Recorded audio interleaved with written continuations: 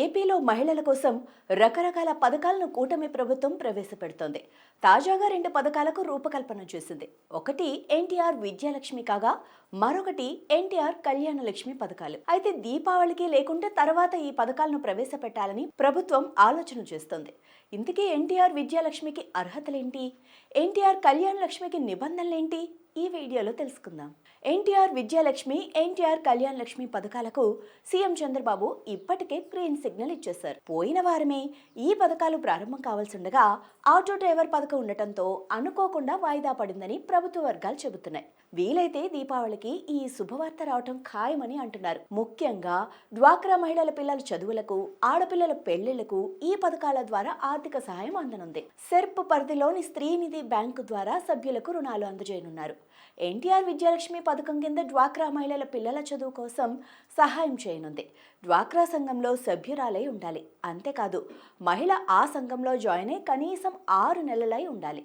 ఇప్పటికే బ్యాంకుల నుంచి తీసుకున్న రుణాలు సక్రమంగా చెల్లించిన వారు అర్హులు. దీనికి బయోమెట్రిక్ ఆధారంగా రుణాలు అందజేస్తారు. ఇది కేవలం 2 పిల్లల చదువు కోసం మాత్రమే. 10,000 నుంచి 1,00,000 వరకు ప్రభుత్వం నుంచి రుణ సహాయం లభిస్తుంది. దరఖాస్తు చేసిన 48 గంటల్లో డబ్బులు సభ్యురాలి ఖాతాలో జమ అవుతాయి. పాఠశాలలు, కళాశాలల్లో పిల్లల ఫీజుకు తగ్గట్టుగా రుణాన్ని పొందవచ్చు. 4% వడ్డీ అంటే పావలా వడ్డీ మాత్రమే. తీసుకున్న మొత్తాన్ని బట్టి వాయిదాల సంఖ్య మారే అవకాశం ఉంది. ఈ పథకం కింద తీసుకున్న రుణాలు 4 ఏళ్లలో తిరిగి చెల్లించాలి. అయితే ఈ పథకం కింద దరఖాస్తు చేసేటప్పుడు అడ్మిషన్ లెటర్, ఫీజు చెల్లింపు విధానం, ఇన్స్టిట్యూట్ వివరాలు, వాటికి సంబంధించిన రసీదులు ఖచ్చితంగా సమర్పించాల్సి ఉంటుంది. ఇక ఎన్టీఆర్ కళ్యాణ లక్ష్మి పథకం డ్వాక్రా మహిళల ఆడపిల్లల వివాహాలకు ఆర్థిక సహాయం చేయటాని కోసం. ఈ పథకం కింద 10,000 నుంచి 1,00,000 రూపాయల వరకు రుణం తీసుకోవచ్చు. పావలా వడ్డీ కింద రుణాలిస్తారు.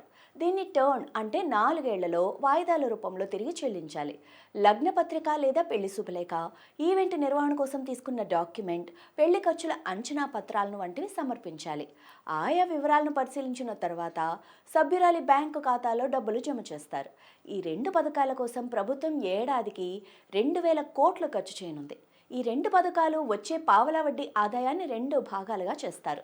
50% డబ్బును డ్వాక్రా సంఘాలకు గ్రామ స్థాయి నుంచి మండలాల వరకు బలోపేతం చేయడానికి వినియోగిస్తారు. మిగిలిన 50% స్త్రీనిధి ఉద్యోగుల ప్రయోజనాలకు ఉపయోగిస్తారు. ఈ పథకాల కింద రుణం తీసుకున్న సభ్యురాలు ప్రమాదవశాత్తు మరణిస్తే ఆమె రుణం మాఫీ అయిపోతుంది. ఆ కుటుంబంపై భారం పడకుండా పూర్తిగా రద్దు చేస్తారు. ఆ కుటుంబాల సభ్యులకు ఇది కొండంత అండ.